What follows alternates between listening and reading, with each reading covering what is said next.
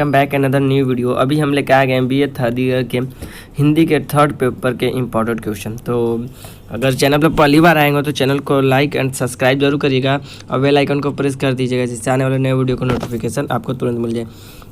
ठीक है, तो हम लोग का इसमें पहला क्वेश्चन है आधुनिक आर्य भाषा के विविध स्वरूपों की विवेचना करते हुए उसके इतिहास पर संक्षिप्त ओट तैयार कीजिए, अथवा आधुनिक आर्य भाषाओं का संक्षिप्त परिचय दीजिए। ठीक है, तो आधुनिक भारतीय आर्य भाषाओं का विकास। आधुनिक भारतीय आर्य भाषाओं का विकास। आधुनिक भारतीय आर्य भाषा की विशेषताएं। अपभ्रंश के विभिन्न स्थानीय रूप 1000 के आसपास अवहट रूपों से होते हुए आधुनिक भाषाओं के रूप में विकसित हो गए हैं।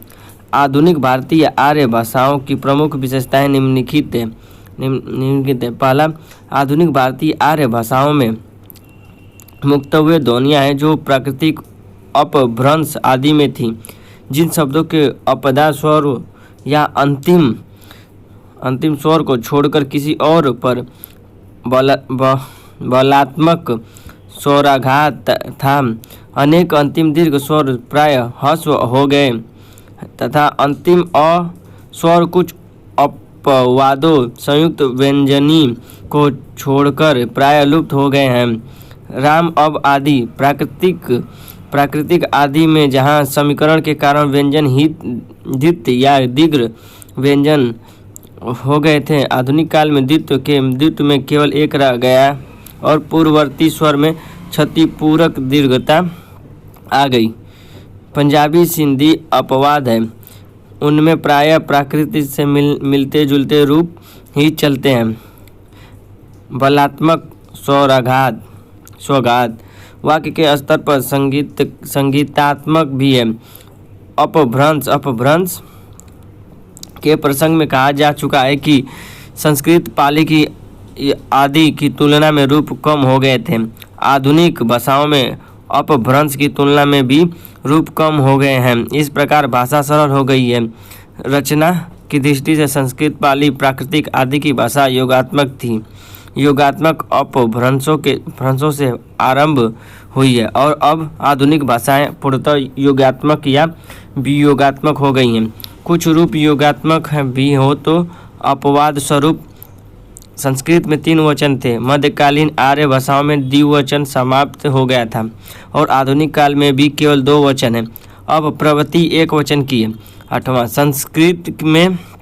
संस्कृत में लिंग 3 थे।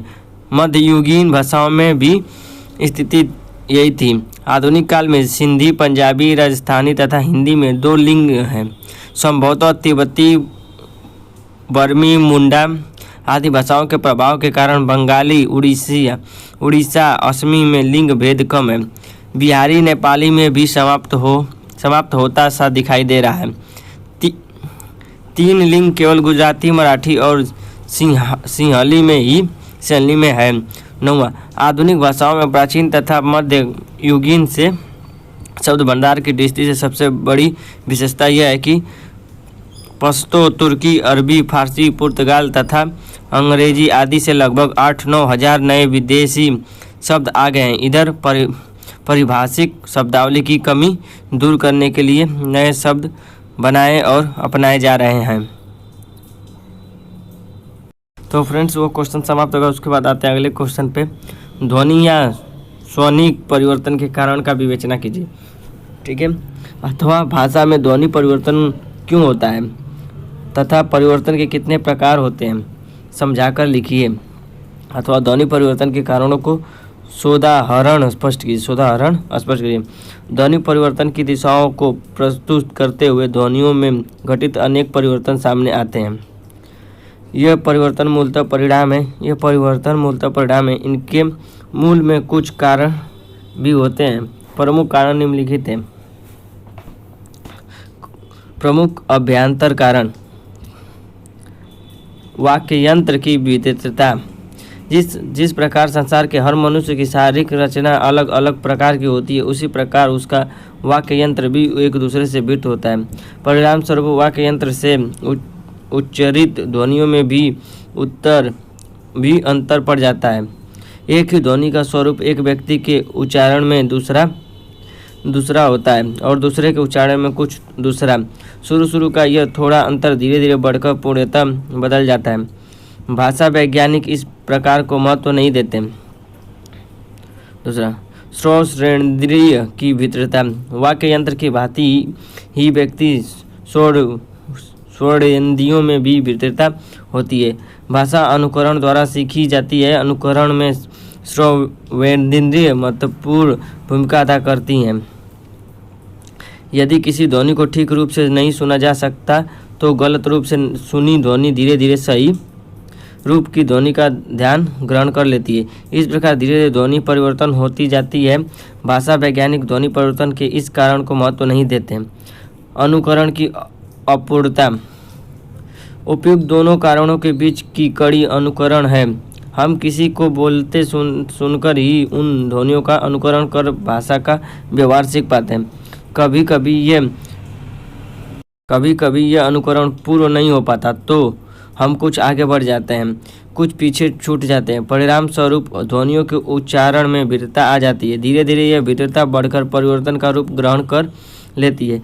जैसे कनेक्शन, रसोई का रोसाई। अनुकरण की अपूर्णता प्राय अमान पर आधारित रहती है, अर्थात जिन्हें शब्दों का ठीक ज्ञान नहीं रहता वे ही पूर्ण या ठीक अनुकरण नहीं कर पाते।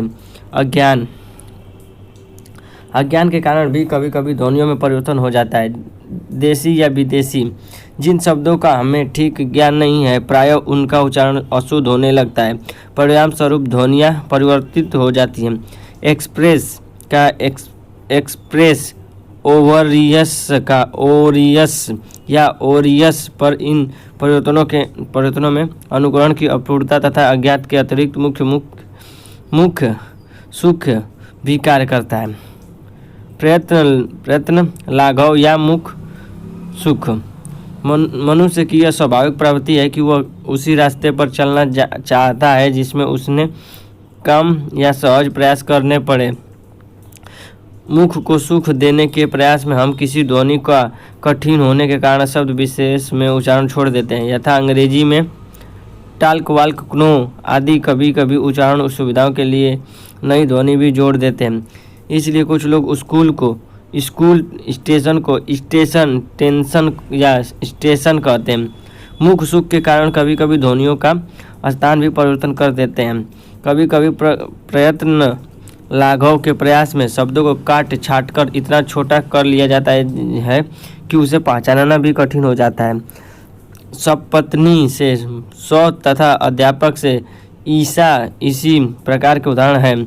संयुक्त ध्वनि में दो भिन्न ध्वनि को अनुरूप करना, धर्म बराबर धम, एक अनुरूप ध्वनि को भिन्न बना देना, काक भी मुख सुख का परिणाम है।